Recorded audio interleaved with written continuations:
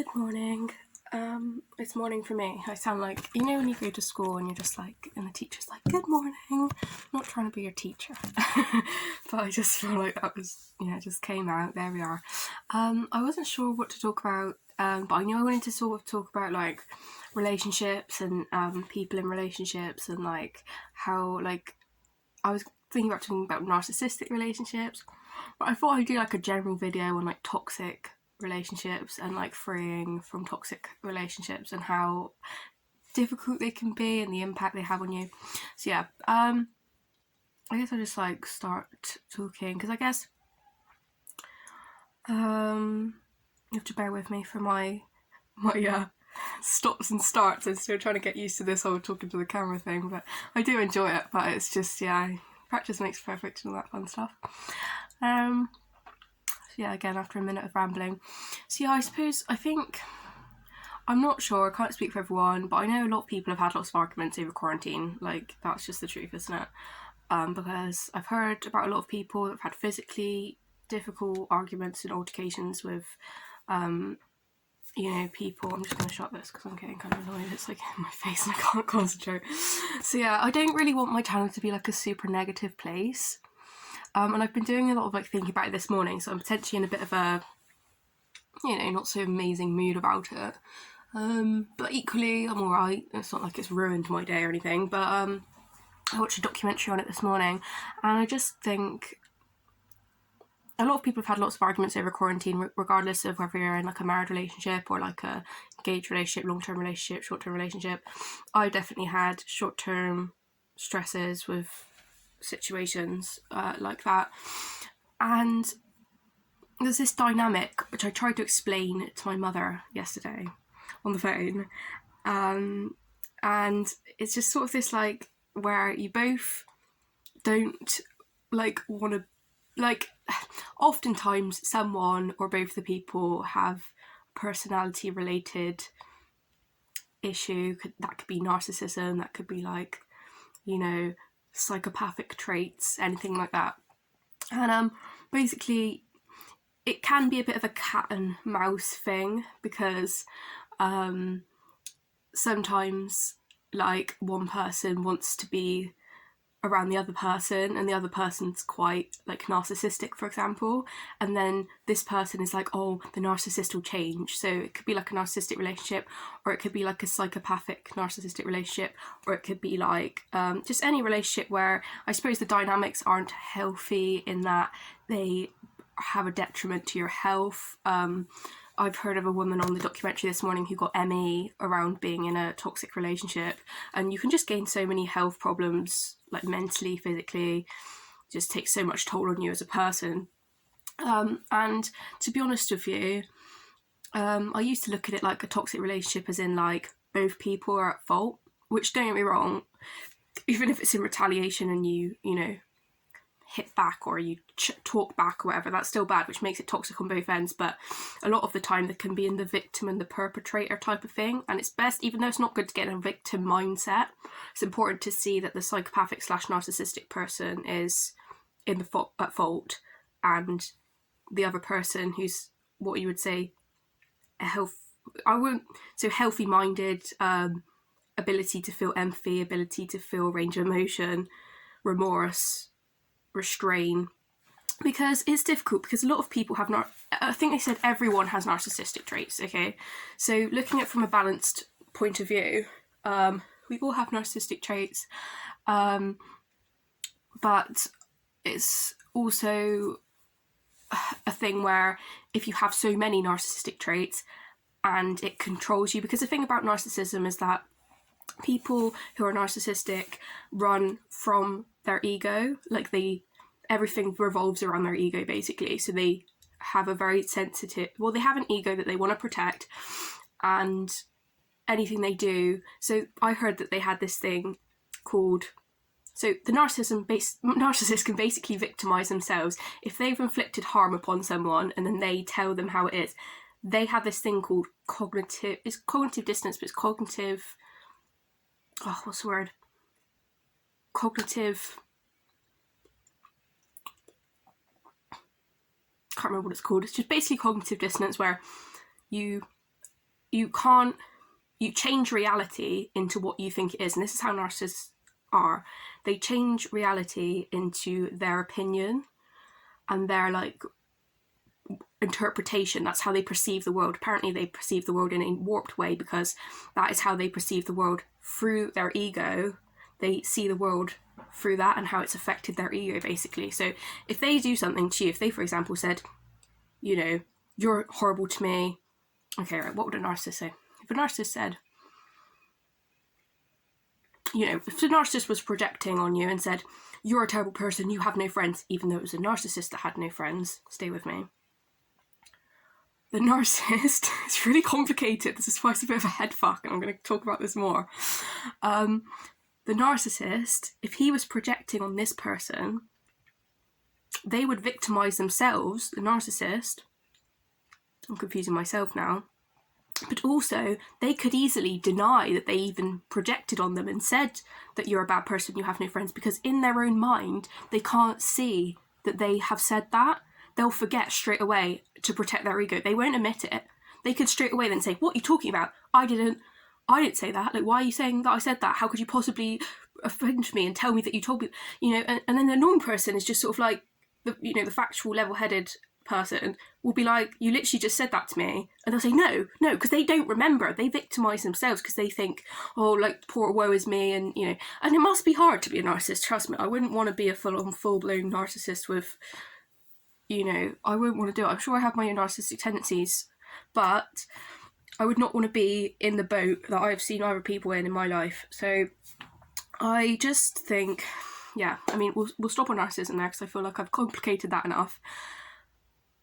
But yeah, it really just got me thinking.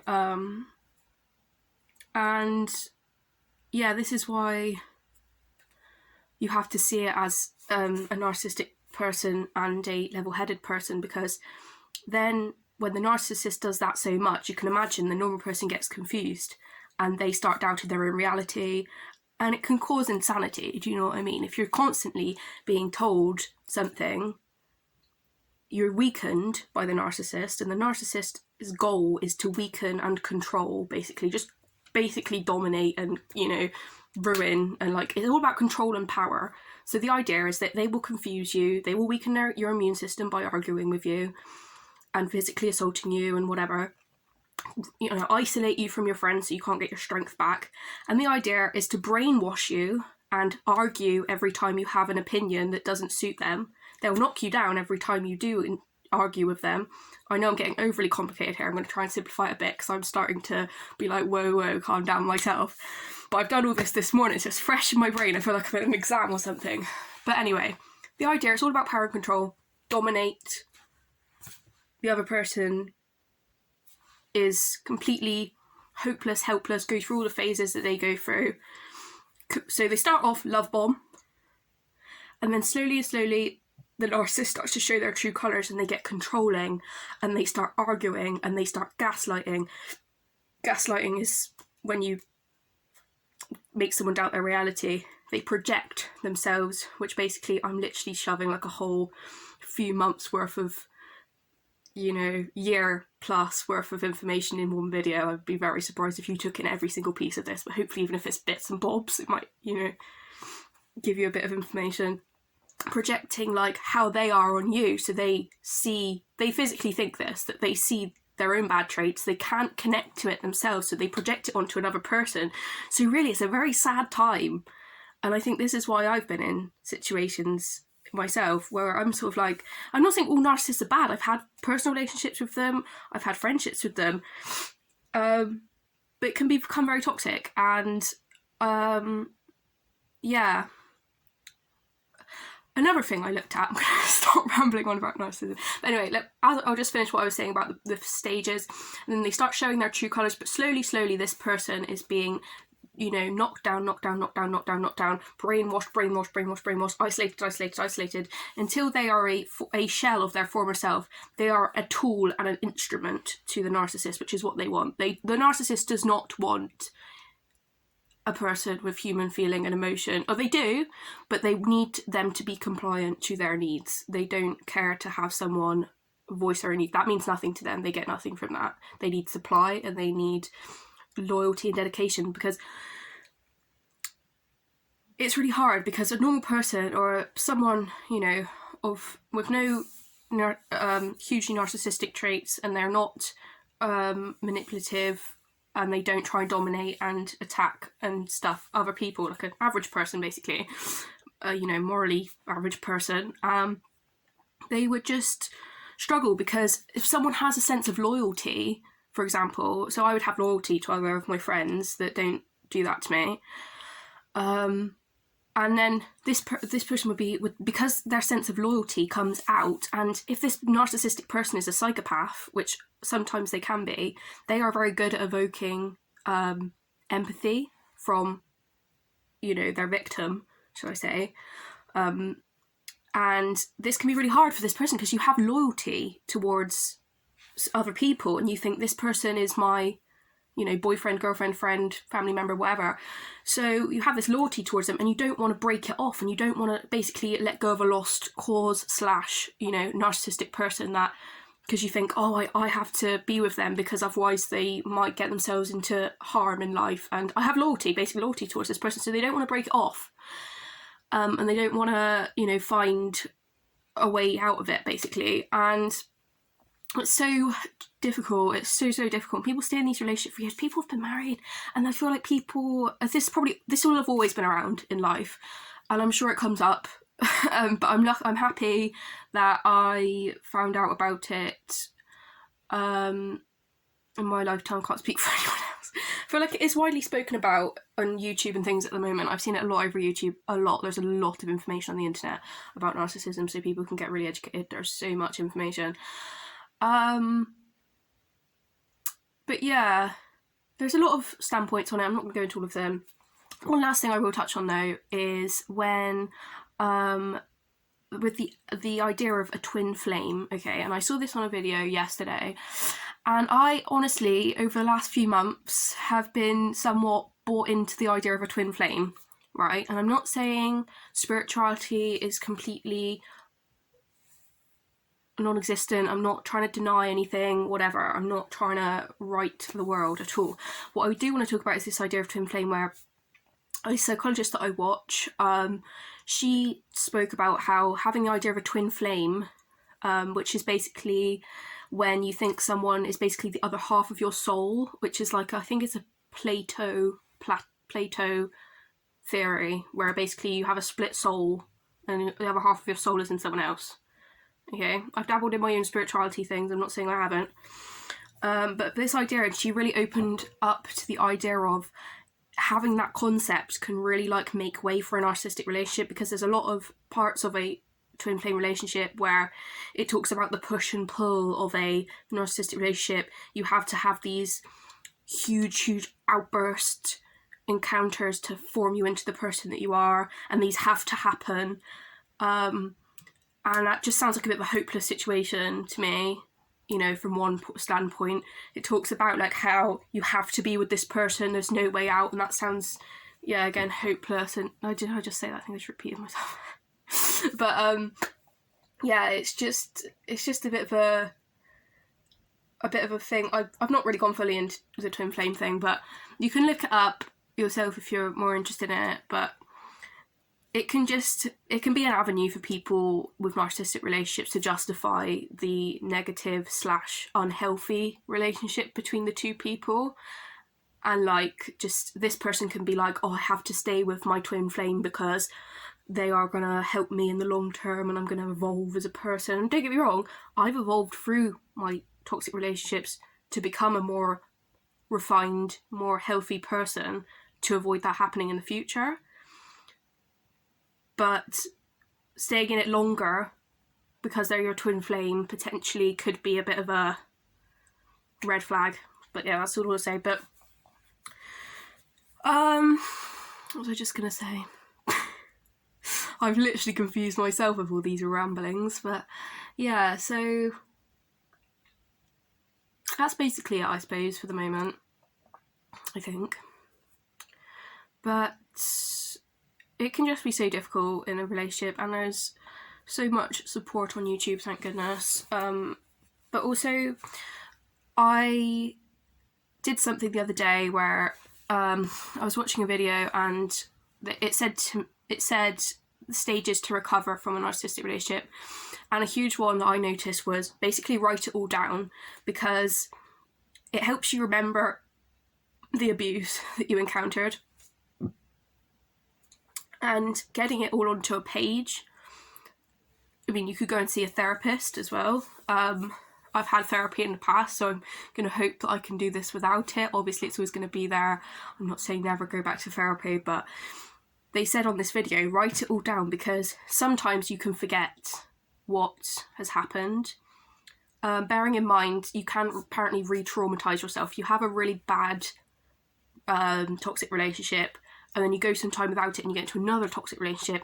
You can re-traumatise yourself by trying to go through every single aspect of it. So just be aware of what you're comfortable thinking about. Don't force yourself to think about something that is not comfortable for you, because you can't push that. That needs to be time, and time does heal, definitely. But yeah, it said write everything down, because that way you can talk about the way they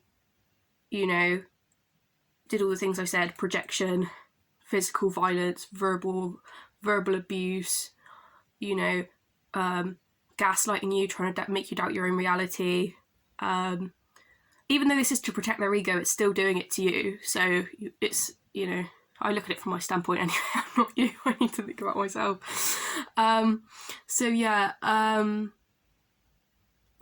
Love bombing. Obviously, people unfortunately get sucked in because they feel that person is going to be a friend or a boyfriend or a good family member. That sometimes you get sucked in because they love bomb you. They might shower you with gifts, they might shower you with compliments, shower you with affection, or invite you over all the time, or could be anything. Like, even the honeymoon phase in a relationship, you could kind of, I wouldn't say every honeymoon, anyway, it could be that, or it could be a honeymoon phase in a friendship.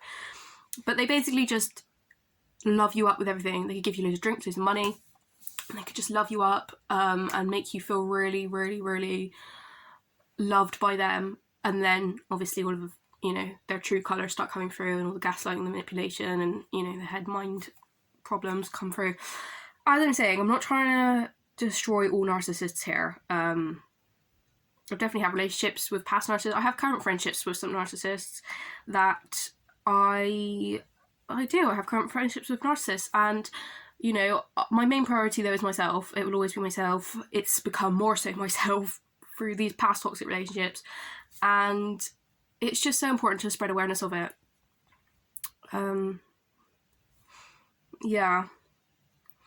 I've literally explained so much information in 20 minutes. But I am starting to feel better and better, because the thing is, it can really, after a relationship with a narcissist, you can be completely, as they said on a documentary, ruined. You can be mentally ruined, you can be physically exhausted and ruined. Your sense of self is ruined, because a lot of times people get stuck in these relationships. I will chapter this so I can even understand it myself, so I don't think I'd sit through this whole thing. If you have, thank you. Well done, I suppose. But sometimes people get stuck in these relationships because they either feel like they can't leave, because they basically are so enmeshed. They use this word meshed with a narcissist, because narcissists have narcissistic extensions. They are the narcissist, and because you are not a separate person to them and that you are an instrument or a tool to them, you become their narcissistic extension. Okay, so you feel like their narcissistic extension, because currently the woman was talking about how your own inner intuition becomes their intuition. So you internalize their abuse and start thinking the way that they do. So you have to comply to what they think. Oh, I'm going to short wire my thought to have a nice day with my friend, or I'm going to short wire my thought to have a good day at work, and I'm going to just worry about what I can do to please a narcissist so he doesn't have another narcissistic episode, where you could never have stopped that anyway. That's never ever this person's fault. It's always the personality of this person that can never change. It won't ever change. It will always be the same, and they will always always be the narcissist, and they will find another victim because that's what they feed from. So anyway, basically, where was I? You can get stuck in this relationship because, sorry, I just thought about some, I don't know what to talk about after this. You get stuck in this relationship because, their inner thoughts become your inner thoughts, and you basically are a shell of your former self. Your emotions are basically blunted, because you're always shot down for everything you do. You know every thought you have is going to be attacked by the narcissist, so they can rewire you and brainwash you into something else. So you're down here, you're physically so exhausted, you're mentally drained, and the worst thing probably is that your sense of self, everything that you were in terms of yourself, how you felt about yourself, your joy, your goodness, because the narcissist tries to make everything about them, and all your goodness is like a praise to them. You are the girl, you are the partner of the narcissist. So if you have a university degree, you're the narcissist's wife, girlfriend, friend with a university degree. That is their pride now, not yours. So just as their faults go to you, your greatnesses go to them. So yeah, it's a great story. But anyway, I'm not faulting all narcissists here. Yeah, it's always individual, and it's not a smear campaign. It's not a hate campaign. That's another thing I need to talk about, smear campaigns. I'll finish what I'm saying now because I feel like I'm thinking of so many other topics that I've heard. I'm going to write these down to give you a little brain rest as well, because I'm definitely going to need to chapter this out because I am on a ramble, to say the least.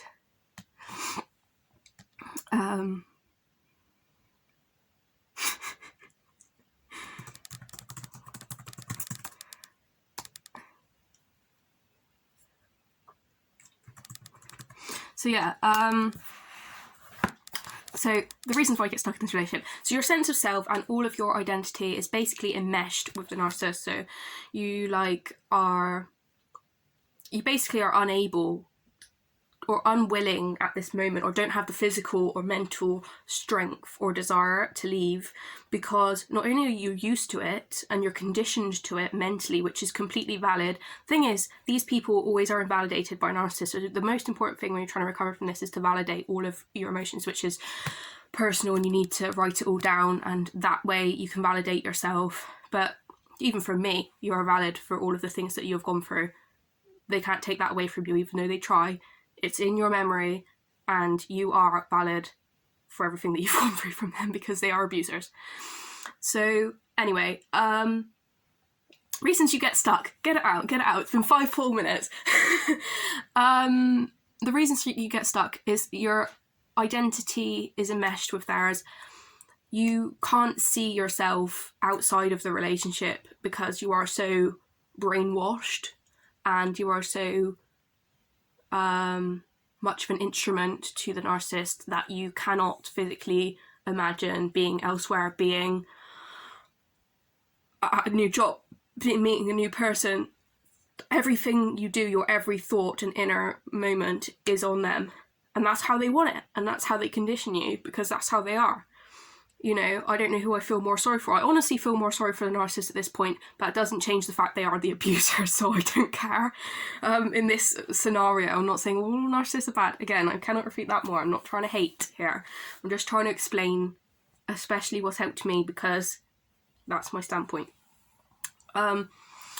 So, yeah. And this is why people that have been abused, especially in childhood, always have this constant need for validation, because the narcissist is always, because they've brainwashed them into thinking they need validation, because from a young age, if it's in childhood, you learn very quickly that if you don't try and ask for validation from your narcissistic parent, for example, or narcissistic sibling, that you will be attacked, you know, and you will be stunted for that thought, and you will be reprogrammed into asking for validation. So yeah, the next thing I want to talk about is flying monkeys. So basically what that means, I'm going to carry on eating my cereal because we're chill on this channel and we don't care too much.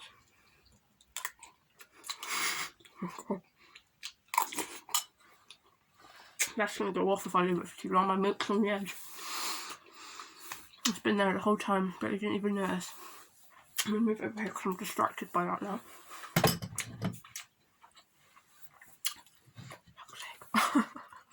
So,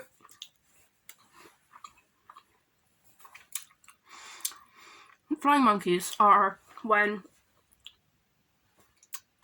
there is someone who are friends of narcissists. The thing is, flying monkeys, you'd think straight away, oh, they're friends of narcissists, they're just as bad as the narcissist. In a way, yes, they are, because they're validating the narcissist and enabling them, and also making the victim feel worse. But you've got to remember that the flying monkeys, sometimes they can be confused by the narcissist as well. And a lot of the time, if the victim is then moves away from a situation, one of his flying monkeys then becomes a narcissist, or her flying monkeys then becomes a narcissist, because this can be a male or a female. It becomes a victim, not the narcissist. So one of his flying monkeys becomes the new victim. God, I really am having a bit of a... I wouldn't usually go this long chatting, but I'm going to say this really quickly. So, flying monkeys, something to remember is that they could either be confused by the narcissist themselves, or my brain's like, whoa, you've gone through too much information now. Yeah, the flying monkeys, they could be confused by the narcissist, or they could think they're helping the victim out because they think they can reason with the narcissist, or they can mediate. So that could be another reason. Or, you know, they could have gone through their own stuff, which makes them feel valid to, even if it was from a bad, malicious intent to hurt the victim and gang up, it could be that they have their own problems that they feel that they can then be entitled to do that, because that's the thing about narcissism as well, is that there's a huge sense of entitlement and grandiosity and entitlement to abuse others and feel that that's okay and that they're entitled to do that. Obviously never the case. From a moral standpoint, obviously as human beings, none of us should ever be abused or deserve to be, of course. What do you ever need to do to be abused? But anyway, so yeah, that's flying monkeys. And the flying monkeys could... The thing is about narcissism as well, is that if, especially in the early stages, if a narcissist is saying... God, I'm literally... My brain's like done now, but I'm going to just get this bit out because I feel like it's important. If a narcissist is saying something and the victim, especially early on, is saying, What are you talking about? Like, I don't understand how I can't go out with my friends when I have to stay with you. Why? And the narcissist is like, because all of my friends... You know, they'll make something up, they'll lie, they'll come up with something off the top of their head that fits their story and their ego, which they'll then tell other people, by the way, but we'll get onto that for the very last part. The narcissist... Oh my god, this is taking so long, my brain literally can't cope with all the noise now. A narcissist will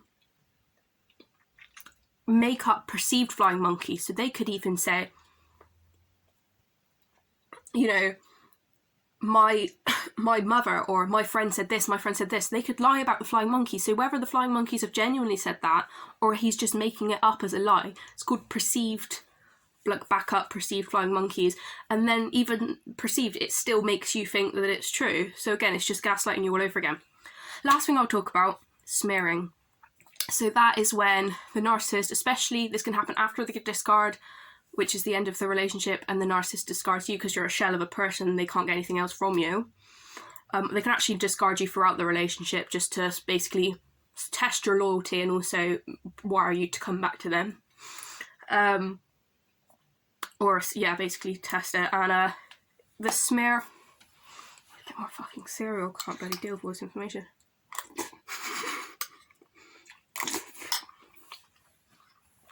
Power through.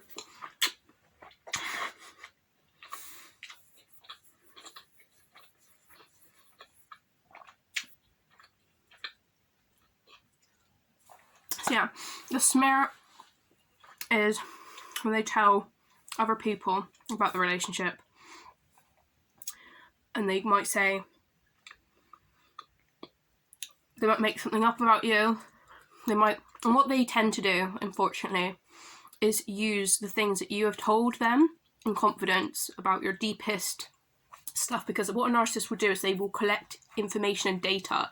It might seem like they're being interested in you as a person, but what they're doing is they're building trust so they can get deep into your core wounds, so they can yank them and break them in front of other people when they're done. It's a sad, sad truth, but it's the case. They'll take your core wounds, so you've had, I don't even want to know, you know, I don't want to think about it. People all have core wounds, all of us do, even the narcissist has core wounds, they have a lot of them. But yeah, they have core wounds. I mean, the narcissist core wounds get triggered every single time they have a conversation, hence them being a narcissist, you know what I mean? So, sucks for them, but what am I to do, you know what I mean? So yeah, this is what all kind of comes right round, I suppose, but smears are when, the narcissist tells other people about the relationship, and yeah, they can make up lies, or they can use your core wounds to basically back up their story. They can be very creative, a lot of them, especially if they feel like their ego is going to be hurt. They would never tell the truth. I don't think they can't even face the truth themselves, so they wouldn't tell the truth to others. They'll either come up with a story, or they'll pretend that, you know, the victim just didn't want anything more to do with them and it was just really random how they just broke you off.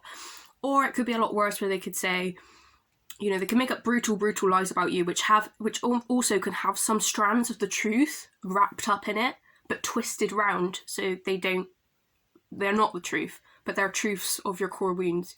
And that's what's so hard, because the narcissist could, I don't know, tell their friends that, you know, if you've had an abusive relationship in the past and you were both abusive, the narcissist could tell their friends that that they got abusive with you. Do you know what I mean? It could be anything. And that's why it's so hard for the person as well, because at this point, a lot of the time, the person's just so deflated, they can't be bothered to justify themselves, they can't be bothered to fight back or anything. And to be honest, it's probably, even though it's an absolutely hopeless, horrible, awful state to be in, especially if it's had a detriment on your health, it probably is the best thing they can do, as to not fight back, because that way all they can do is only up from here, hopefully, as long as it didn't get to you so much that it just twists your mind up. Okay, it's not only up from here, because that's a bit of a silly thing to say, because, yeah. But at least then you are out of it. Do you know what I mean? I've rambled on for so long, I'm starting to really confuse myself.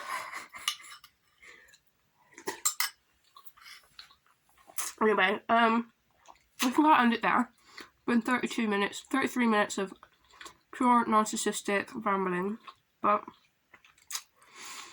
just watch out and be aware, because a lot of the time people don't understand. I think a lot of the time people are a lot more educated around narcissism now, to be honest. I think life has become a lot more... People are a lot more educated. Generally, I feel like, on the internet, around narcissism. I can't speak for all generations, I don't know. I know they've always been there. Maybe people were educated before, I don't know. But I feel like people are relatively educated now. Every day, I think, I can't remember what the statistic was, I don't know if I can be bothered to think about it. You know, like, millions of people, I just think it said, every day are affected by narcissistic relationships. So there's so many people that go through it. It's not to justify it in any way, but there's so many people that have to go through it. But yeah, take this video for what you want.